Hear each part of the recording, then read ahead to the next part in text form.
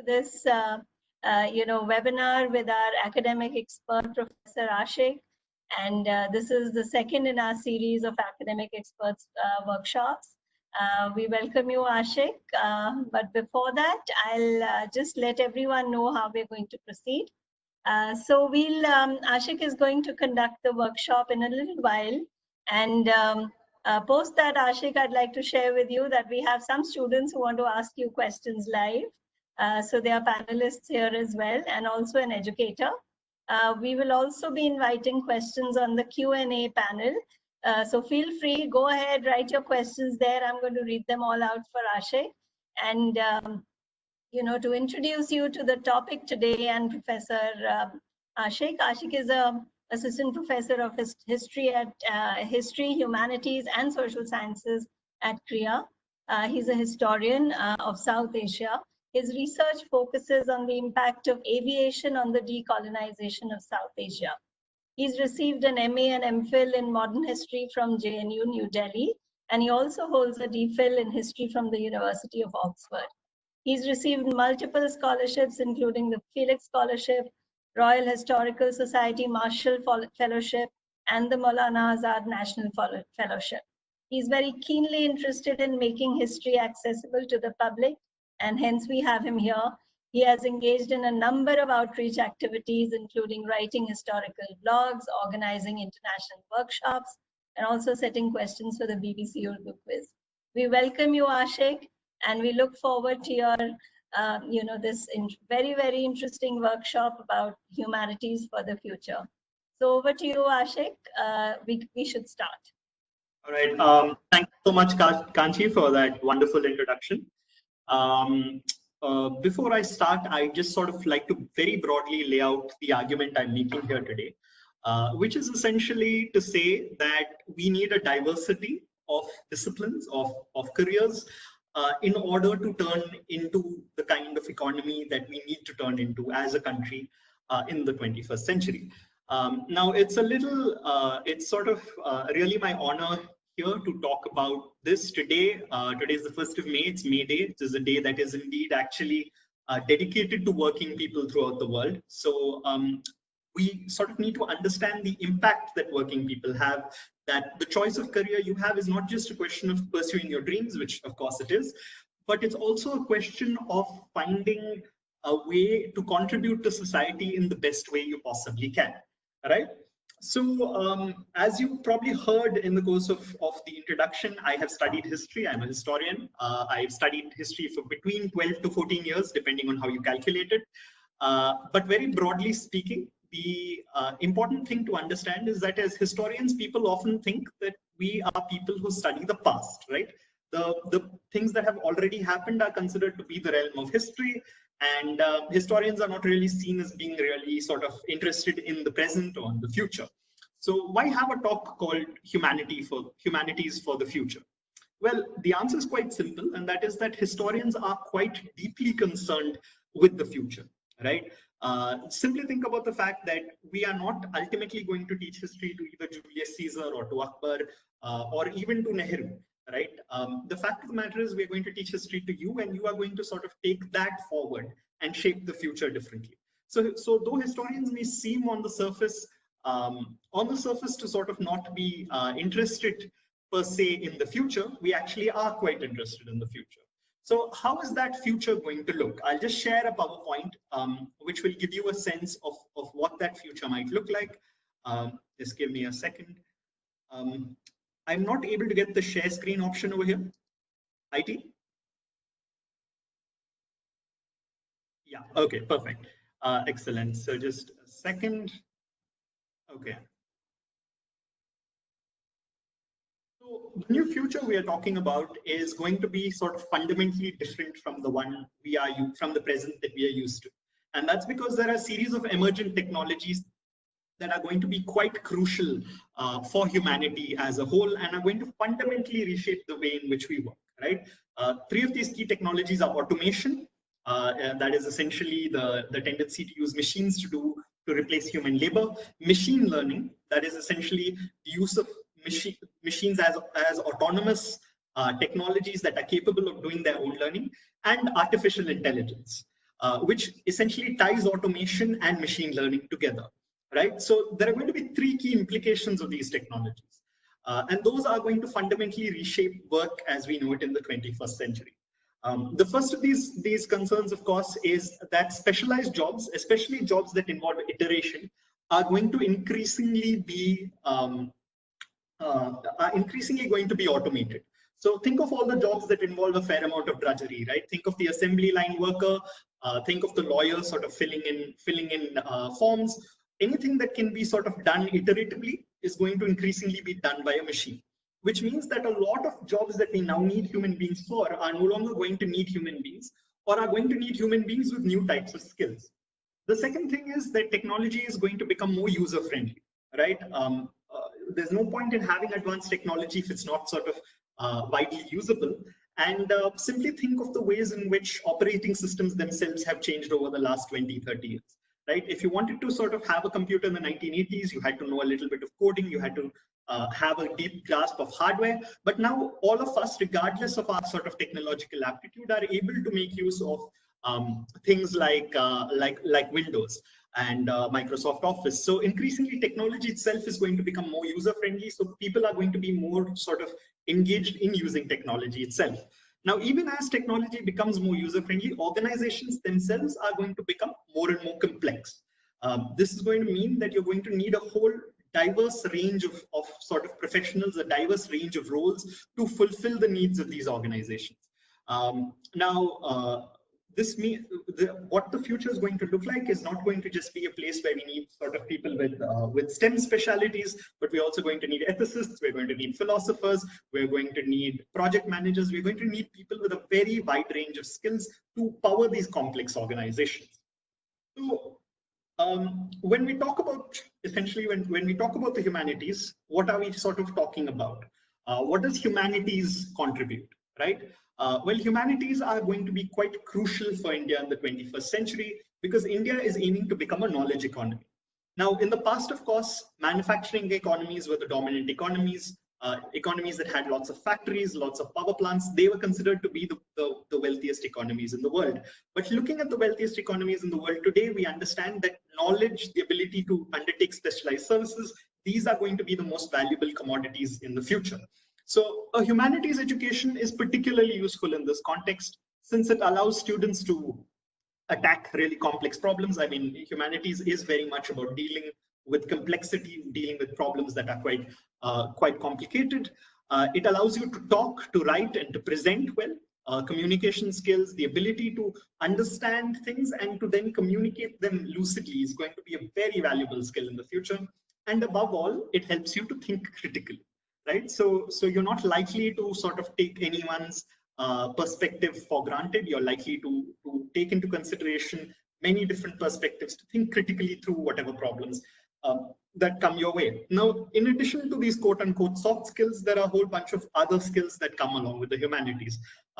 This includes crucial life skills like empathy, which is the ability to understand other people's pain, social awareness, which includes the ability to understand the consequences of larger social measures that you may be taking, and finally, and very critically, a firm grasp of ethics, right? Historians, especially, for instance, are very concerned about the long sort of durée. We are concerned about things that happen over a very long period of time, and thinking beyond one's own lifetime gives one a whole different idea of ethics than one might normally have. But the most important essentially value that is provided to you by a humanities degree is flexibility, right?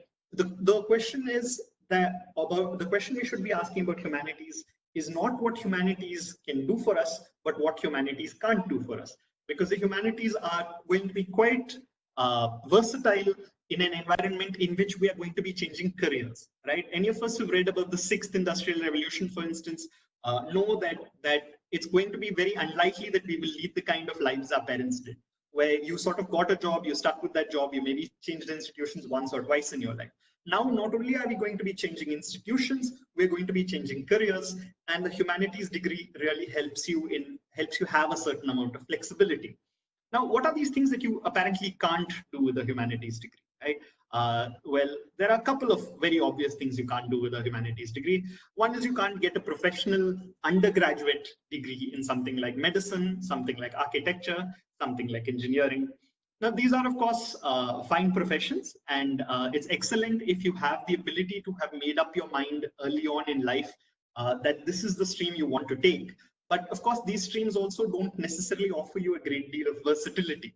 So you need to, so essentially the humanities offers you versatility in other professional degrees, right? So there are other professional degrees that you can pursue in addition to sort of pursuing a humanities degree. There's no reason why you can't do an MBA, which is after all the most sought after postgraduate degree in this country after you've done a humanities degree. Law is also something which more often than not requires a BA before you sort of go for your LLB. So it certainly helps to have a humanities degree because humanities gives you many of the same sorts of skills that you need to be a lawyer. For instance, your ability to read, your ability to condense very large amounts of information, and your ability to communicate well with others. Then, while you may not be able to take architecture itself, it's quite interesting to note that there are a number of allied architectural disciplines, right? So there's urban policy, urban theory, architectural policy. These are things you can potentially do with a humanities degree. And these are very crucial for things like town planning, for things like for laying out the blueprints of cities and things like that. Interestingly, you having sort of spoken to a fair number of architects, I also find that a lot of architects often sort of make the shift after doing a bachelor's in architecture, potentially to history, potentially to things like art history or to philosophy or aesthetics. So it's not entirely impossible if you are really interested in architecture, but maybe don't have a science degree or maybe aren't interested in it in particular ways, to go for these other degrees after you got a humanities degree. So now that we've established what you can't do with a humanities degree, let's talk about the things that you can do with a humanities degree. Right. So very broadly, I've put three paths, or I mentioned sort of three paths that a humanities degree can take. These are, of course, very, very broad paths. I do understand that many of them are interlinked. It's possible to easily switch careers between these. And we can, of course, make the argument that one of these paths is different from the other. But let me sort of very broadly talk about three broad schemes, right? So I've divided it into intellectual careers, which are careers that stress critical thinking, communication, and deep dives in knowledge. Then I've talked about policy work, which is for those of us who are committed to public service, whether it's planning or policy, and whether it is within the sort of framework of the state or whether it is outside of government. Finally, I talk about private enterprise, right? Which is essentially your ability to either be hired by a corporation or to start your own business. I'll talk a little bit about each of these paths before sort of turning around and coming to it altogether. Intellectual careers, as I mentioned, are often careers that emphasize sort of the use of the mind. Now, the most common sort of stereotype about the humanities is that you essentially finish the humanities degree and then you go on to teach in the humanities, and that those who are teaching in the humanities are inevitably sort of those who couldn't make it elsewhere. Now, the fact of the matter is that teaching itself as an occupation has shifted very fundamentally. Teaching, especially at the university level, has become a highly globalized career. It's a career that enables you to meet all sorts of interesting people, to do all kinds of interesting research, and to basically get a sense of the world that you might not otherwise have gotten earlier in the sort of academic field. To give you a sense of how cool teaching is, let's think about the fact that many of my colleagues who are also teachers have other backgrounds, right? So some of my colleagues have been monks, some of them have been in the military, others have been in enterprise, others have been lawyers. So what we have essentially now as teaching as a career has sort of fundamentally shifted. There are other intellectual careers, of course, things like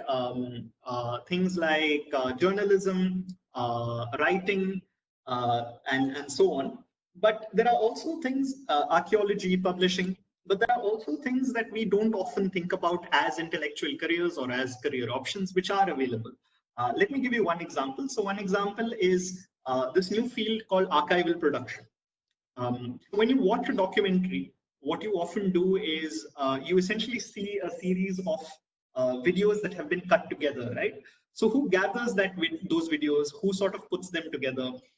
It's not always something that an editor is necessarily qualified to do, because an editor doesn't also have the sort of requisite field knowledge or academic knowledge of what makes essentially a good piece. So an archival producer is somebody who sort of works in films, especially in documentary films, gathering and putting together various sort of visual sources so that can be used in a documentary.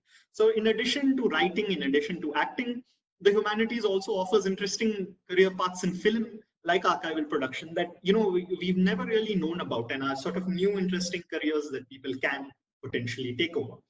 Now, the second part, which I very broadly spoke about, is policy work. This is especially for those of us who are really interested in helping others, who are really interested in working for the state.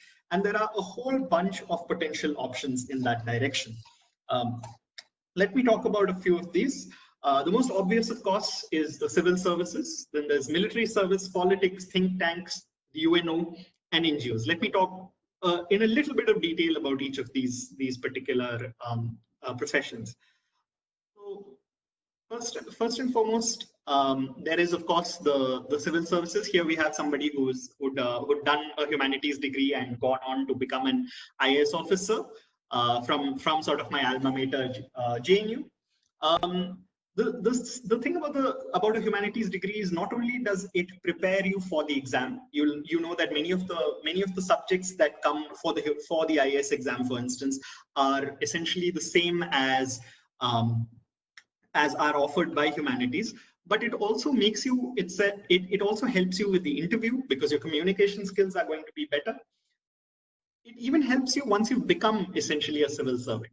So once you've become a civil servant, one of the main questions that sort of faces you is ethical questions, questions of social awareness, questions of framing policies that hinder rather than hurt people, right? And those are the kinds of things we want in administrators. We want empathetic administrators. We want administrators who are lucid, who care, who are able to put a wide variety of perspectives together and solve complex problems. So the humanities certainly offers you the tools to take up that career path. The other career path, of course, is with the military. The military is, especially the Indian Army and Navy, are facing sort of severe officer shortages, and a humanities degree is a very good degree to sort of potentially go forward and do those exams, as well as to have a better sense of how state structures operate, how your responsibilities as a soldier will potentially manifest.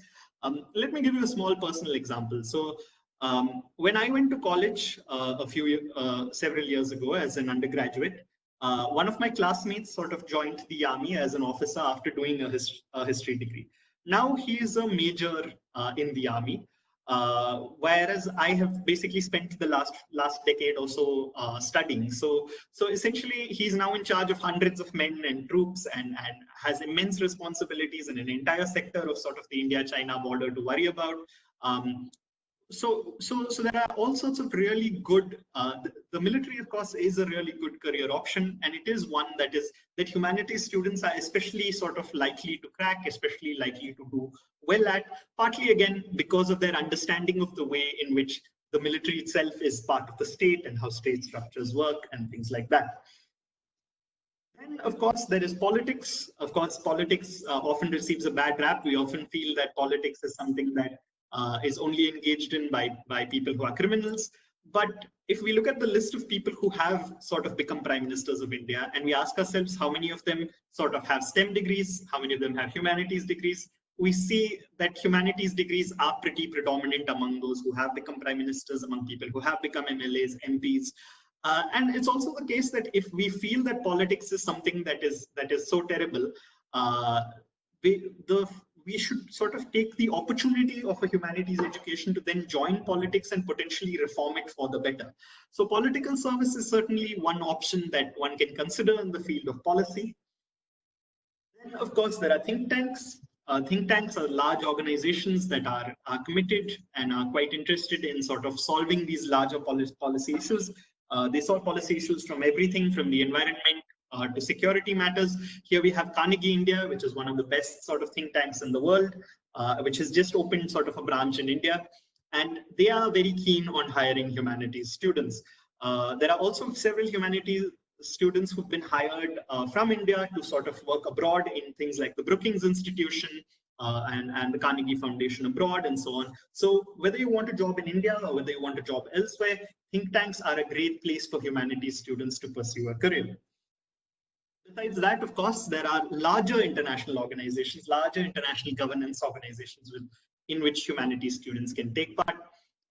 The United Nations organization is one that often privileges humanities students. Organizations like UNESCO, the International Labour Organization, hire humanities students.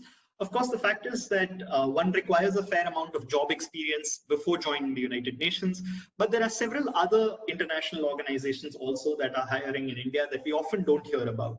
So currently, as we know, India's economy is doing quite well, and several countries wish to, at least in the longer term, maintain good relations with India. So they're hiring a lot of Indians to sort of liaise between their countries and India.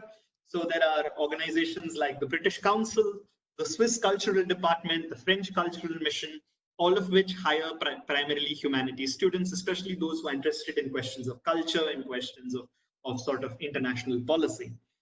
Finally, of course, if you don't wish to work in the government, there are always non-governmental organizations. Non-governmental organizations help you sort of help other people, but they also don't pay as badly as people often think they do. A very good friend of mine works for the Raintree Foundation, which is pictured over here, and essentially is both earning very well as doing great social service. They're sort of, as we can see in this picture, they are sort of helping rivers sort of flow again. They're also training people to in rural Maharashtra to become mental health workers. So they're really sort of helping people while also sort of doing quite well for themselves. So non-governmental organizations are a great source of employment for humanities students. Now we'll sort of move to the final sector that I'd sort of like to talk about, which is private enterprise. Now, commonly humanities get a bad rap about the private sector, which is to do essentially with the fact that it's believed that you're better off sort of getting a BCom or something on those lines rather than pursuing a humanities degree. But you'd be somewhat surprised to know that something like 65% of all jobs in Google, in Microsoft, in Facebook are for humanities professionals, right? In addition to programmers, in addition to engineers, they also sort of need they need accountants, they need all sorts of they need accountants, they need project managers, they need HR people. So there are a whole bunch of job opportunities for people with a humanities degree. And what we need to take into consideration here is how humanities degrees have suddenly become highly valued by tech companies because of the fact that older forms of knowledge have suddenly become really crucial. Right. So, for instance, philosophy has often talked about the ethical consequences of taking people's lives and what that means. But it's generally tended to be something that was largely in the realm of the imagined. But right now, if we look at this picture, we sort of see the need for ethicists to come and help artificial intelligence, for instance. Now we are building increasingly these self-driving cars. But the self-driving cars throw up a whole bunch of ethical questions. They ask questions like in diagram A, if several people are on one side and one person is on the other side and a car is speeding towards them, should it swerve to hit one person? If one in diagram B, we see if one person's walking on the road, should the car swerve to sort of crash itself, even though that may potentially injure the people inside the car? And in diagram C, we see what if there are lots of people. Should in that case the number of people outside be considered higher than the number of people, the lives of the people outside be considered to be of a higher value than the people in the car?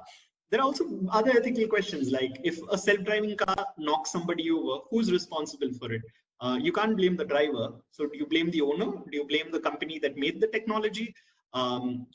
considering the fact that nowadays technology itself is often sort of very heavily divided between several companies. Who are you going to sort of blame? Who is going to sort of think through this? Who's going to teach artificial intelligence essentially to behave ethically? So ethicists, philosophers, people like that are being hired in pretty substantial numbers by tech companies. Then, of course, there's the fact that major companies also hire a lot of consultants from the humanities. Now, so far, whenever there's a job fair and large corporations come to hire people, more often than not, people with economics degrees, people with BComs tend to feel that they are the people who are only eligible to sort of become consultants. But what do consultants do? Consultants solve problems. They sort of think through complex situations and try to figure out ways to solve them. So humanities students can and often do apply for these jobs, and they have been hired across the country. So for instance, recently Ashoka hired a history graduate to sort of McKinsey hired a history graduate from Ashoka to work for them. So there are job entry-level positions even for consultants who in the humanities. So you can basically take your humanities degree and potentially get a job right after in consultants. But there's another level of consulting which happens, which is essentially consulting at a very high level. So essentially, when a company like Amazon or Tesla decides to come to India, what they first do is they do a massive survey to find out what the political situation in the country is, what the economic situation in the country is, what the climate of the country is like. And for that, they usually hire consultants who have a great deal of sort of information and knowledge about it. So if you're a geographer, if you're a historian, if you're somebody who sort of works in philosophy, it's not entirely unlikely that major corporations will hire you later on in your career when they want to do things like risk assessments. They are not going to put billions of dollars into a country or into an enterprise without doing research. And who does that research? Humanities students. Then, of course, there are old haunts of humanities students, things like hospitality and travel. Something like 9% of India's economy is based on travel, and humanities students are especially good at cracking the IATA exam, which is the exam that one does to join the hospitality industry. So there are major job opportunities there. There are also major job opportunities in things like tour guides and things like doing sort of long heritage walks and things like that. And these are no longer the realm of the underpaid. A good heritage walk now costs several thousand rupees per participant to take part in. So it's not something that is entirely devoid of an income. Finally, of course, there's the possibility of establishing one's own business. Now you may say, why can't I just do that after I get a BCom or an economics degree or accounts? Well, you probably can, and there's no reason you shouldn't. But again, as I said, the way work is going to change over the course of this century. And we need to sort of think about the fact that it's going to be entirely possible for humanities students to use those very skills which I talked about, which is the ability to attack problems, the ability to think critically, to use those skills to establish their own business. If we look at the way businesses work, businesses are not based necessarily on specific commercial skills, right? They're not based specifically on your understanding of econometrics or your understanding of chartered accounting. They are based on often interfacing with a very large number of people and figuring out these wider, broader questions. So there's no reason why humanities students can't start and run their own successful businesses. In fact, many of the major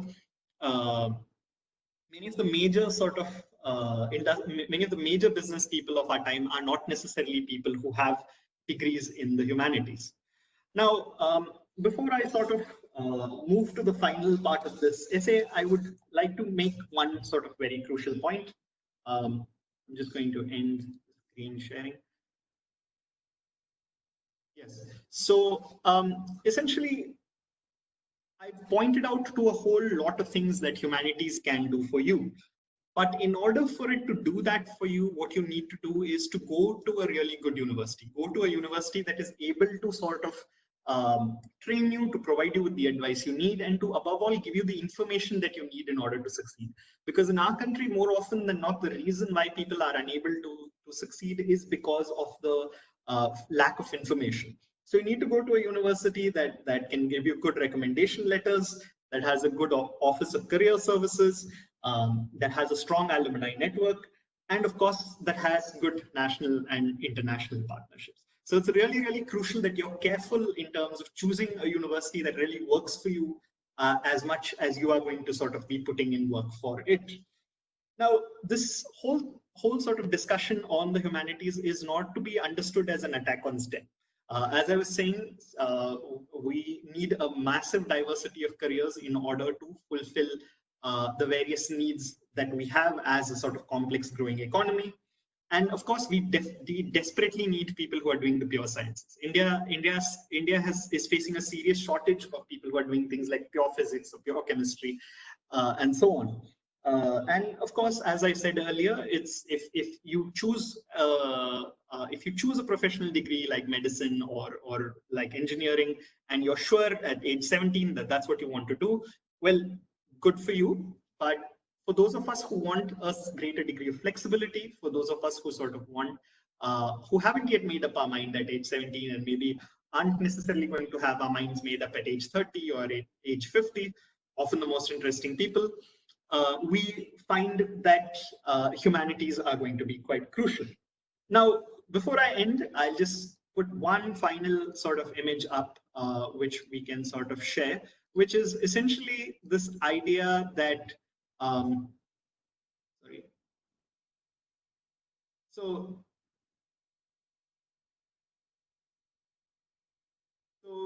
the jobs of the future, the really, really good jobs, in some ways may not be invented yet. Your dream job may not yet have a name, right? And if you think I'm sort of talking in the realms of science fiction, think about the fact that 40 years ago, nobody knew what a call center worker would be doing. But call center work is the backbone of our economy in very many ways right now. Think also of the fact that, as I was talking about, how ethicists have suddenly become really crucial for artificial intelligence. So we're going to need a real diversity of careers. We're going to have a lot of unprecedented challenges, which are going to sort of need to be looked into. And we're going to need students who can sort of deal with that. These are going to be challenges from environmental challenges to sort of wider pandemics. And a liberal arts education, of course, a humanities education, offers you an opportunity to potentially address some of these things and to contribute not only to pursuing your dreams, but also to broadly producing a more diverse society altogether. Thank you. Thank you, Aashique. That was absolutely enlightening. But you know, I can see a lot of people here asking questions about psychology, and I think given the interest amongst our students, it would be a great idea to touch a little bit upon the careers that psychologists have. Sure. I totally understand. Now, there are two broad career paths when we are talking about psychology. You can either do psychology as a science or psychology as an art. But ultimately, what is going to define your sort of approach to psychology is going to be what you choose to specialize in after your bachelor's degree. So it doesn't really matter whether you do a BSc or a BA in psychology. It matters whether you're going to basically do neuroscience or whether you're going to do social psychology at a later stage. So psychology is sort of an immensely important profession. It's a really growing profession. Part of the reason I didn't talk about it, of course, is that it is as much a science as it is an art. It is truly interwoven in some ways. But it is a great sort of career path, and it is something that's much needed in very many ways.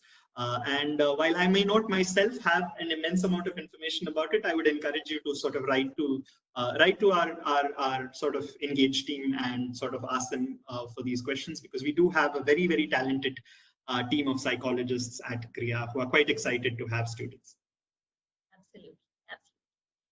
So Aashique, I'm now going to hand over the stage to our panelists, the students and the educators who've come to ask you questions specially. And I'm going to request them, I'll call out their names, request them to quickly unmute and switch on their videos, ask their question, and then mute themselves again. Otherwise, it'll cause an echo. So I'll call upon Anusha first. Anusha, would you care to please unmute yourself, introduce, and ask your question? I hope I'm audible. I'm Yes. Aashique Ahmed. I go to KC High School in Chennai, and I was just curious about the relevance of historical hindsight and economics while considering diplomacy or world politics. Sorry, could you just repeat that again, please? I was curious about the relevance of historical hindsight and economics while considering diplomacy or world politics. Okay, Kanchi, did you get that? The relevance of historical, studies in economics, and I think that's it. Yes, Anusha? Do you want me to repeat my question? Yeah, you'll have to come closer to the mic, I think. You can, and how relevant is historical hindsight in economics while considering diplomacy or world politics? Right, that's an excellent question, Anusha.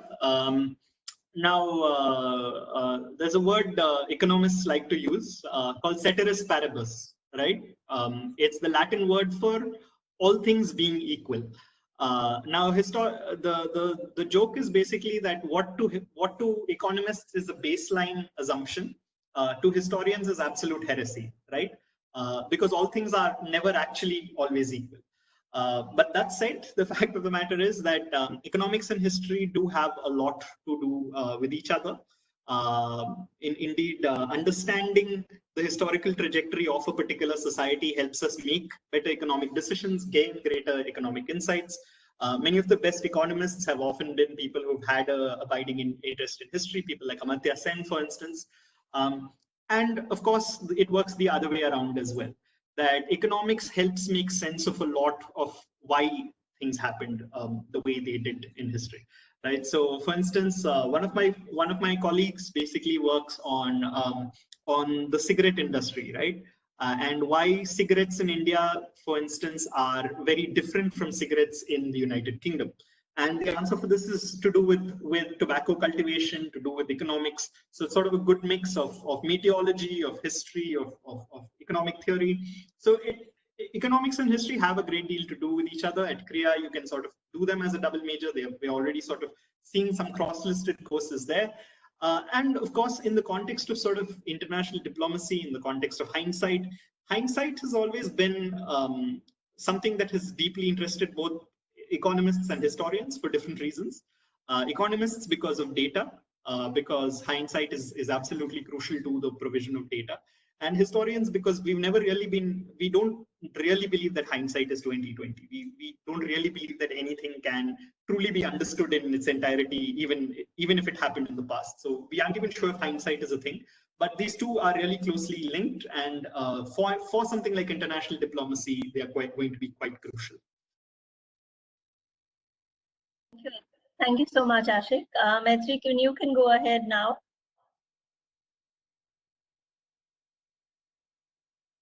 Yeah, Maitri, you can introduce yourself. Hello, I'm Maitreyi from Birla Public School, Mumbai. My that conventionally, it is found out that whenever I tell people that I'm opting for humanities, they always think I'm going to go for civil services or become a teacher. So how is this dynamic going to change in next 10 years in our country when we are out in the fields? Are we going to have other occupations as well? No, Maitreyi, you're quite right. I have experienced much the same issues as you have. In fact, any of us who studied the humanities have. But that said, my sense of things is that in India, people go where the money is, right? And essentially, the ultimate sort of adjudicator in our country, for better or for worse, is your earning capacity. So essentially, what we find now is that the older ways, especially choosing, for instance, a career in engineering, is no longer it's no longer a guarantee of earning a good income, right? So things will change, I feel, very gradually. They are not likely to change by the time you, for instance, go through your education. But things will change gradually once it becomes increasingly obvious to people that there are many different ways of achieving a lucrative career, and that you're more likely in some ways to achieve a career in something that you're good at, something that you're interested in, and something for which you have better guidance than, essentially following the larger sort of group of people. So I think that's how things are going to change a little bit. Thank you. Thank All you, right, thank you. Thank you so much. Sai, can you go ahead with your question now? Aashique, you have a lot of questions coming up. Okay, so I'll keep the answers short then. Hello, everyone. Please. Hello, everyone. I am Sai from Lotus Valley International School, Noida, and I am part of the cohort of 2020 at Krea. I accepted an offer for attending Krea this. Am I audible? Yeah. Yes, Sai, you're audible.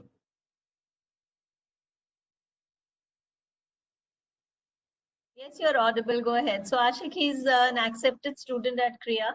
He will be joining the new batch that comes in. Yes. I have some Please go problem ahead with your connecting to the question, network.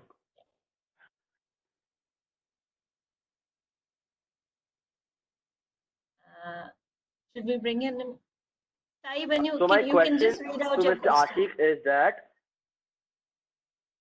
I can.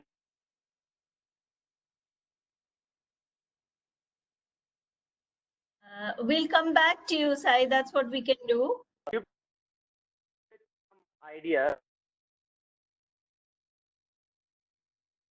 Go ahead. Go ahead. Yes, yes. Yes, you're audible. Yes. Could you please help me with some ideas on career options? Average for economics in a combination. Well, Sai, that's an excellent question, and it's partly what I was sort of just talking about. So one. Can you please?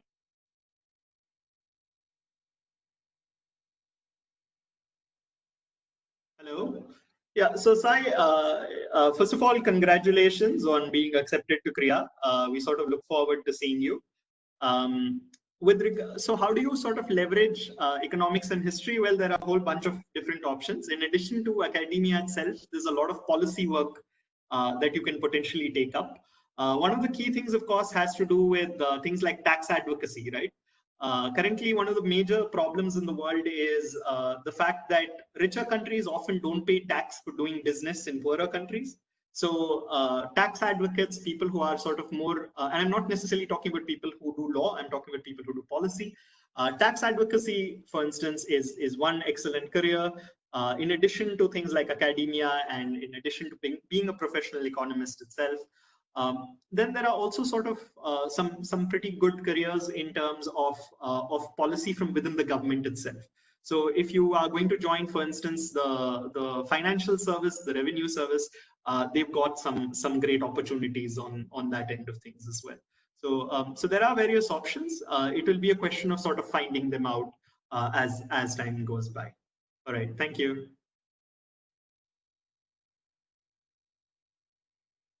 Thank you, Sai. Thanks for your question. Stuti, you can go next. Hi, my name is Stuti. I am a student from Bombay. So there was an article about you in the Atlantic, if I'm not mistaken, and it mentions your initial struggle in the professional aspect. Yeah. Right. So while you mentioned that jobs of the future may not even have been invented yet, an idea that a lot of people across the internet do share with you, the current noteworthy shortcomings because of COVID-19 may streamline the job opportunities towards STEM, which may force humanities to take a step back. How would you comment on that? The wider question then is what we are giving up as a society, right? Because our ability to essentially sort of deal with many of the problems because the problems that are coming out of COVID-19 are not strictly economic problems. There are problems that are ethical in nature. There are problems about how do you how do you figure out the distribution of resources? When do you sort of open your economy? In the longer term, how do we sort of come to terms with what kind of economy we are going to be, especially given the fact that we were already in some ways facing economic problems before before this outbreak. Like that part of the thing about that article is about unemployment in this country and how that's likely to sort of increase with time, right? So those are wider questions, but they are also the kinds of questions which are not going to be answered purely by policymakers. They are not going to be answered purely by scientists. They're going to be ethical questions. They're going to be larger sort of philosophical questions of justice, which will need to be answered by people with a variety of skills. Okay, thank you. All right, thank you. Thanks, Tati. Aashique, we'll now have a question from Mr. Vinay Kumar. He's an educator from Punjab. He runs a school. Mr. Vinay Kumar, please do ask your question. So Yeah, Vinay very Kumar, good you go evening. ahead. Yeah. Yeah, very good evening, Professor Aashique. Myself, Vinay. I am Administrative Officer come Career Counselor with Pratap Board School, Pathankot. So I have no doubt regarding the liberal education and the dynamics the liberal education provide in the development, professional development of the student, like life skill development and communication development and flexibility and interdiscipline learning and learning regarding the brushing up the skill of the child. But still, I find that parent they prefer to that their child should go with the traditional or pure sciences or pure commerce or pure humanities. So, is there is any empirical study you have seen regarding the liberal education that give that the liberal education student are ahead as compared to the simple or the pure sciences or pure commerce student? So first of all, thank you for your question. And, as always, I deeply appreciate the work that is done by educators. Having come from essentially a family of educators, and also having understood the fact that we didn't necessarily have the kind of information 10 or 15 years ago that is now being provided by counselors and people like that, a decade back, right? So the work you're doing is really, really crucial. But in terms of empirical work, the problem there, sir, is with the categories that we are discussing, right? So when we talk about pure science or pure arts or things like that, those are very sort of Indian categories. And India famously has like a serious absence of pedagogical research in terms of the ways in which educational outcomes play out, what happens in the classroom, and things like that. So what we need to sort of, so while there is a definite need for research, the amount of actual research output there is quite limited. So we don't yet have much by way of sort of empirical research, but what we do have by way of empirical research is knowledge about the lack of employment of people with professional degrees.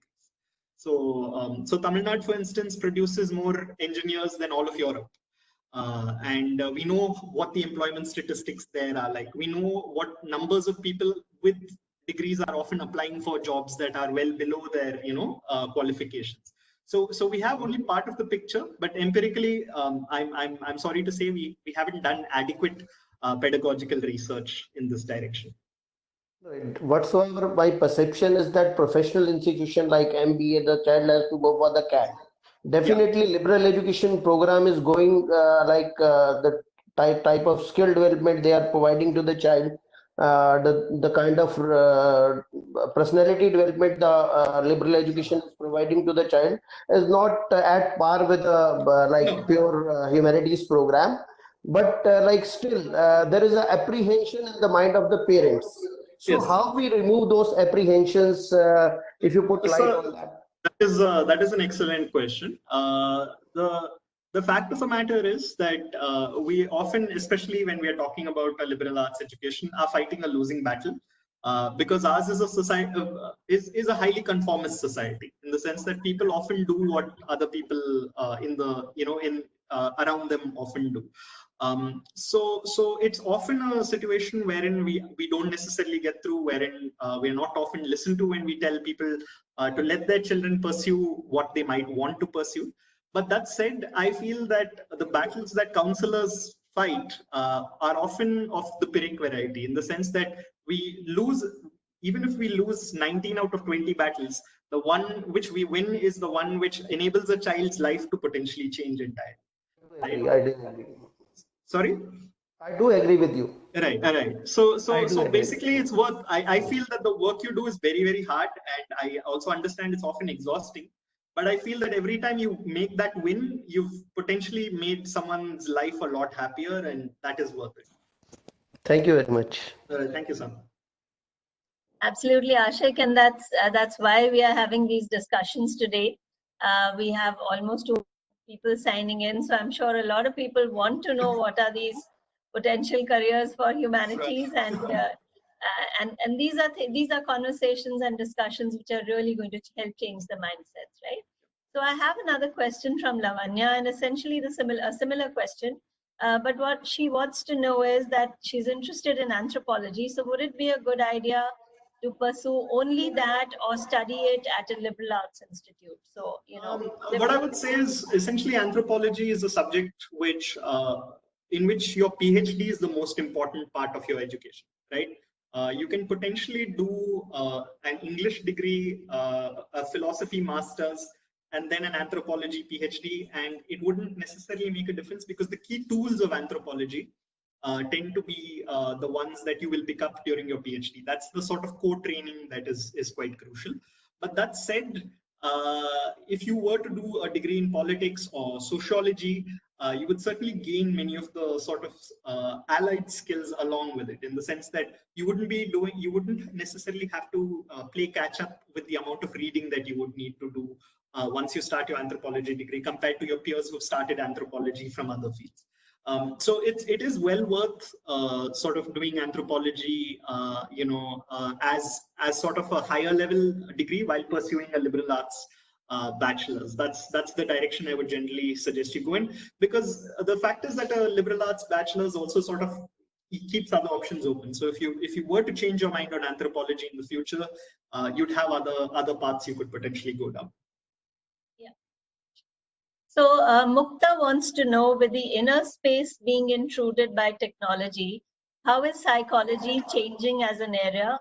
And again, what are the career options? You've already talked about it, but I think the first part of the question we could look at once more.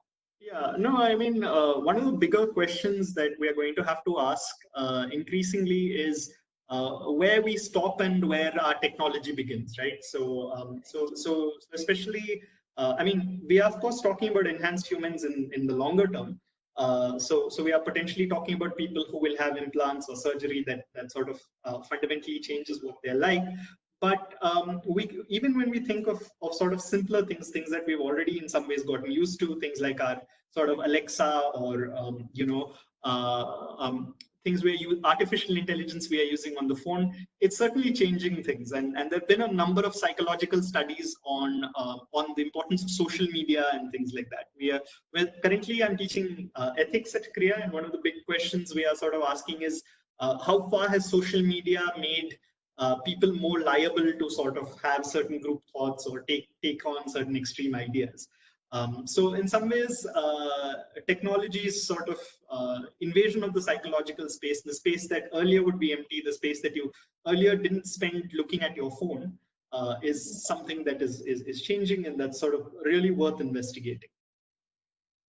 Right. So Mr. Sen, who's a principal at Vidyaniketan Pilani, Vidyaniketan Birla School Pilani, says, in this world of artificial intelligence, how do you handle the erosion of the value system?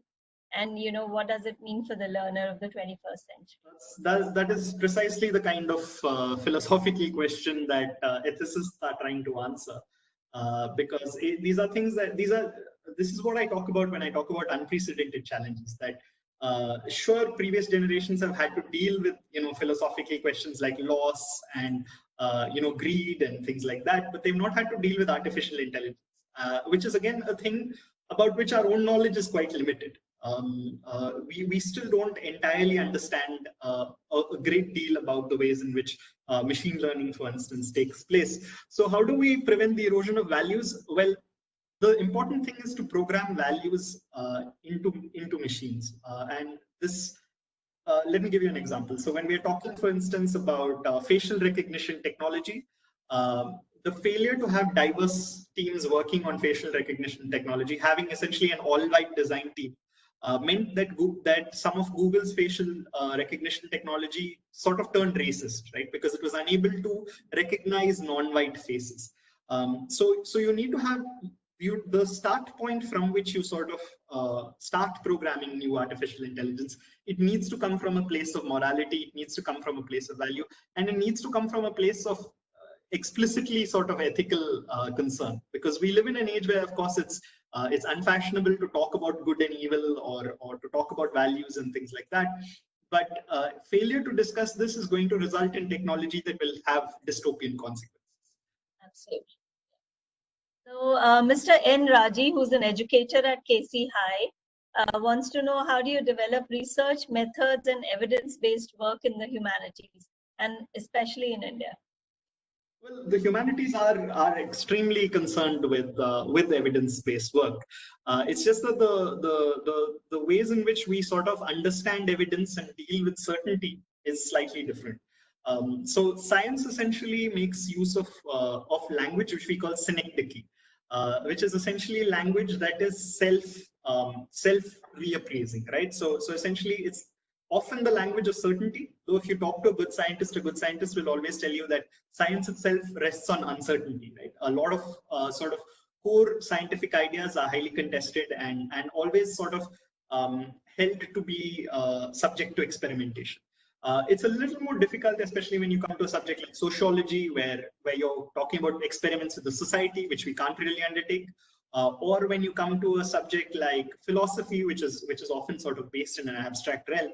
But that said, the humanities subscribe to the strictest, most rigorous measures that they can undertake while accepting the shortfalls of proof, right? So proof doesn't work in the same way as it does in the humanities, but we are very, very careful in terms of evidence, in terms of method, in terms of explaining what we are doing, and above all, in being transparent, because transparency is extremely crucial to developing an understanding of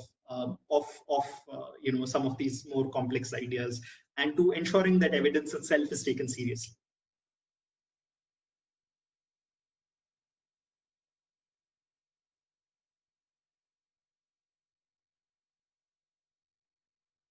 So Natik wants to know that you mentioned that jobs which require, which are repetitive jobs will be done by machines.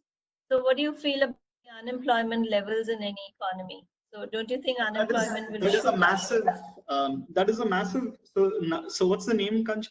The name of the student? Natik. Natik. Right. Natik, thank you for that question. That is one of the biggest questions we are grappling with, because we are confronted by a paradox. And that paradox is quite simple, which is to say that machines are going to, in the longer term, be cheaper for us to use. And also we inhabit a country in which skill levels are remarkably low, right? So we don't have enough welders, we don't have enough plumbers, we don't have enough electricians, the kinds of people who do industrial work. So what ends up happening when we essentially sort of go for mechanization is we ensure profits go up, we ensure that we are making up for a massive skill deficit. But that also means that we are perpetuating a cycle wherein those skills don't necessarily exist in our society in the first place. So this is where ethics comes in. This is where it's important for us to think in equitable ways, and wherein we might sometimes need to take decisions to choose less efficient ways of doing things, or to choose ways of doing things that don't emphasize the capital intensive nature of mechanization, right? But that said, again, mechanization is going to sort of be majorly in some ways spurred by the current pandemic. It's something I sort of wish I'd spoken about a little more, but essentially machines also don't get sick. And that is going to be something that is going to be very attractive to business owners, and we are going to need to have a very sort of significant civil society push, a very significant movement to ensure that unemployment doesn't go up. Alternatively, we can talk about something like potentially providing people with a basic income, so employment is not tied to subsistence.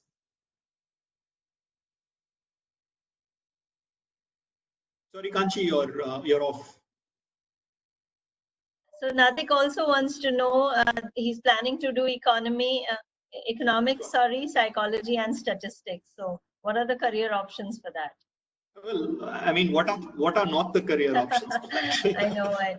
You can do pretty much anything you want, from essentially becoming heading an environmentalist NGO that's tracking carbon emissions to becoming a sports commentator. It's an excellent sort of combination of skills, and it's something that is high, will continue to keep you employable for a significant period of time. Not least because of the fact that while these jobs can be automated, while the math can be automated, the wider question of your insights can't be at this point. So it's quite a good combination. How about archaeology? Ruhi wants to know, do they Yes. still have an important role now? Yes, archaeology has an absolutely crucial role now. Recently archaeologists have sort of been at the center of a lot of wider sort of controversies and civilizational questions, like where Indians came from, who were the first Indians, is India really a mix of groups of people like the Aryans and the Dravidians? And these questions are not just sort of abstract questions that historians and archaeologists are asking each other. These are questions that have very real consequences for India today. They have consequences for ideas like concepts of caste. They have severe consequences for who we imagine we are as a people. So archaeology is extremely important, and archaeology is a very good subject because it focuses on something called reflexivity, right? Reflexivity is the ability of oneself to question oneself constantly. So, for instance, when we go to the Indus Valley civilization, they have this structure called the Great Bath. It's a huge pool, which we have no understanding whatsoever as to what the Great Bath was used for, with the exception, of course, obviously, of bathing. But did people go there to bathe because they wanted to clean themselves? Did they bathe because it was of religious importance? Did they bathe because only the aristocracy was allowed to bathe over there? We don't know these questions, though as modern people, we tend to think in certain ways. So archaeologists are always sort of telling us what it's like to think as a person who's not modern. Essentially, if you wanted to understand how aliens think, right, the best people to go for in the world are linguists and archaeologists. So Girish says, I'm a votary for some mathematics to be included in the humanities courses. Sure. So that the whole human side of study is data proven. Any observations on that? Yeah, I mean, the digital humanities and sort of data has become a huge part of the humanities, and it's something which we've got a whole bunch of a bunch of softwares that often help us with that kind of work. So I would say not just mathematics, but to a certain extent an understanding of computers as well. And this is where Krea's sort of emphasis on doing math course, on doing data science tends to come in useful. But that said, it's very crucial to understand that data is made by human beings, and it is, again, this question of evidence, right? What constitutes evidence? So we need to understand that data comes from people, and the methodology behind data, often the social assumptions that they make about data, for instance, in economics, the idea that we are all individuals, right? As opposed to our decisions are actually made for us by a collective. Things like that are really, really crucial.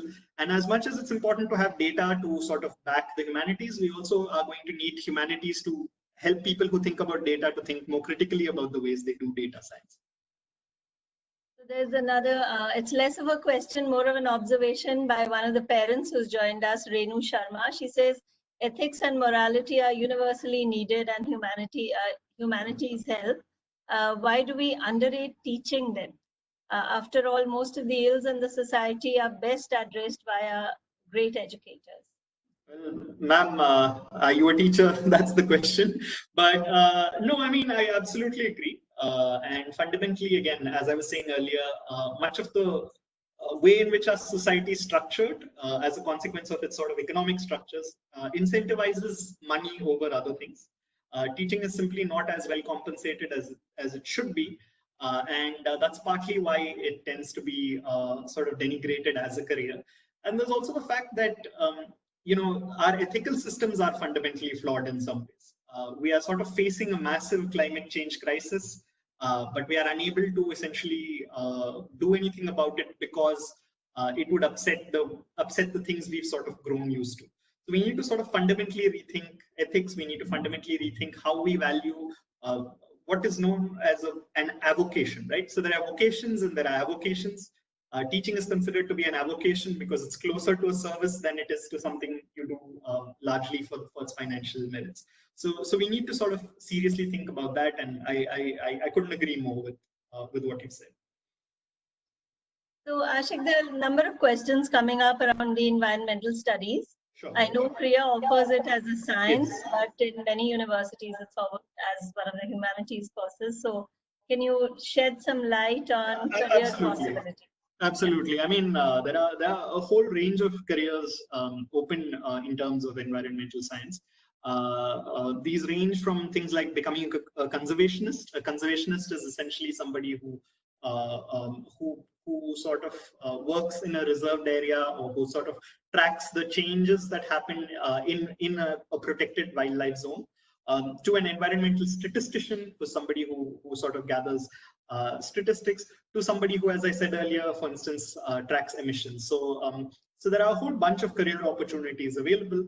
And again, the way Krea treats the environmental sciences has more to do with the way Krea treats the humanities and the sciences than it does with environmental science itself, which is to say that our borders are pretty porous, right? I mean, I, for instance, do a lot of history of science.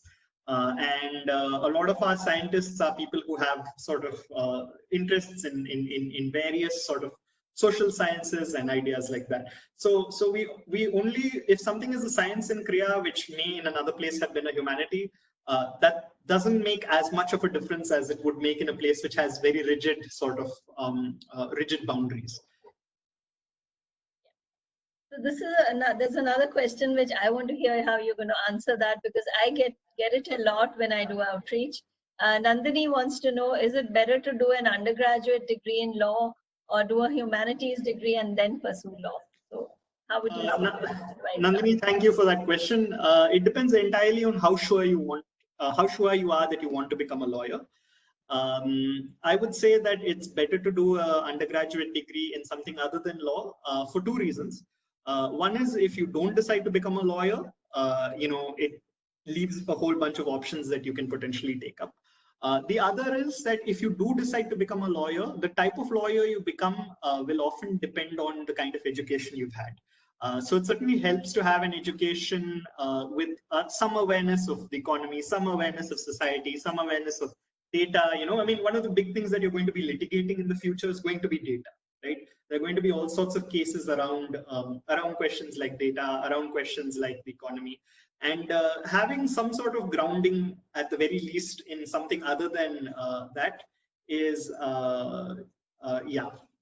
quite interesting.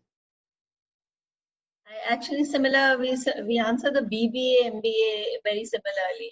The BBA is a theory, and then MBA you relearn everything with just case studies. So might as well have domain knowledge in some particular discipline to go ahead with these professional degrees. Exactly. So Mayank wants to know, please provide your opinion on sustainability of both human and natural resources in the current political administration of a country like India.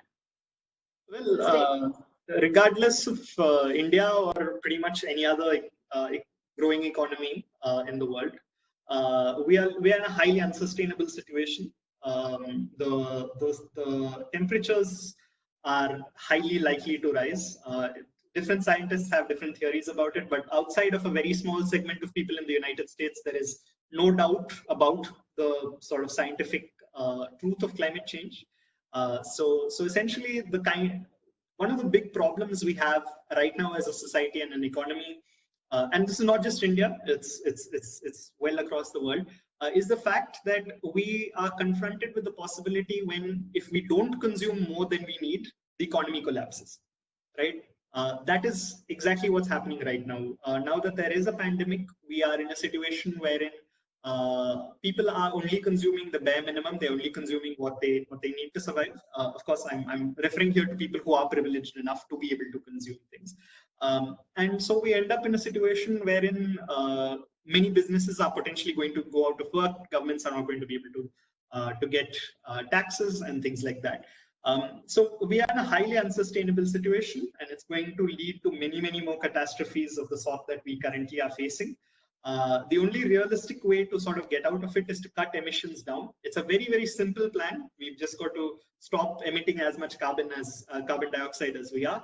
But it's also simultaneously a very, very difficult plan because it's one that has to confront a whole, not just a whole set of technologies that are built around the consumption of fossil fuels, but also a whole ideology and way of life that is built around the consumption and expulsion of carbon. So similar question to the environmental sciences. Arushi wants to know, I want to do teaching and research. Should I study it as an art or as a science? Well, it doesn't really matter whether you study it as a matter of science, as long as you study it somewhere good and somewhere that's sort of giving you the wider sort of conceptions of the environment that we have. Right now, environmentalism as a sort of ideology has an entire sort of diverse spectrum of different ideas, right? So you start all the way from people who are potentially climate change deniers and go all the way to people who are eco-fascists, who are essentially people who feel that very large numbers of human beings should die in order to keep the environment running. So you've got pretty much every shade in between. It depends on what kind of work you want to do going forward. Would you like to sort of be more engaged in terms of classifying and studying different species of animals, birds, plants, things like that? She's asked about psychology.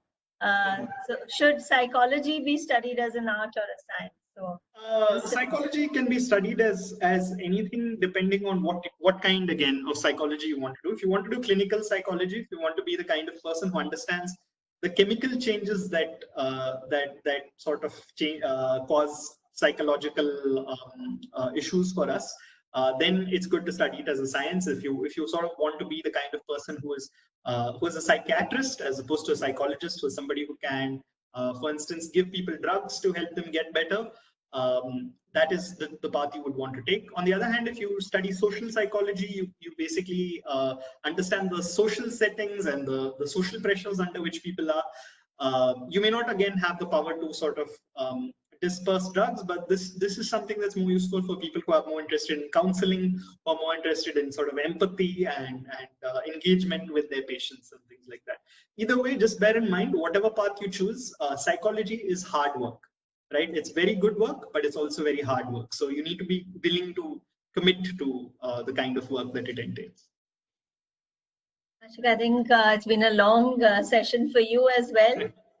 One last question. I think students were very excited to see the career choices that you threw up on the screen. And they want to know if it's the think tank or the UN, so what subjects or what disciplines should they pursue? Those kinds of jobs. For those kinds of jobs, economics is good, history is good. Economics, history, sociology, politics, those are all sort of good starting positions.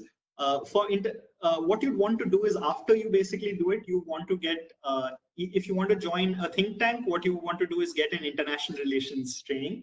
Now, Krea doesn't yet have a master's program, but we are talking very much about sort of hybrid degrees that bring together a lot of different things. So if you are really keen on IR, even before you go to your master's, you can potentially ask for a tailored degree that will include elements of all these different subjects that will potentially give you a leg up. On the other hand, if you don't want to work for a think tank, but you want to work for the United Nations organization or something like that, you can probably stick with one of the humanities degrees with almost any one of them. But what you need to do is, after that, you need to get a good deal of work experience, because they are really sort of interested in that kind of stuff. On the other hand, if you're the kind of person who has a little bit another route, I mentioned the British Council and the Swiss Embassy and things like that. What they are really interested in is your cultural achievements. So if you're the kind of person who's been a dancer for 8 years, who's really interested in playing the sitar, or who has like a really good grasp of some facet of Indian culture, they'd be very interested in hiring you, because you'll be able to then liaise with artists and conduct programs like and things like that. So there are various different routes depending on what your final destination needs to be. And remember, these are all a revolving door. So you can join the UN and then join a cultural organization and then get back into another body of the UN and then work for a think tank. And that's probably what our lives are going to increasingly look like. It's going to be very difficult to have the one career. So in terms of international jobs, those are all sort of solid options. Thank you so much, Aashique. That's been such a fantastic session. We've had so many questions. You've answered more or less all of them, but if there are any questions which we do discover when we are reading the chat later, I'll send them across to you and we'll make sure the answer gets back to the attendees. Thank you so much for today, and thank you to everyone who's participated. Please stay safe. Stay at home and use this opportunity, this time that you've got to do some reflection and really think about what you want to do, because this time is important for you, for all students actually. So thank you so much. We're signing off from here. Thank you everyone who helped organize and conduct it. All right. Thank you. Thank you everyone.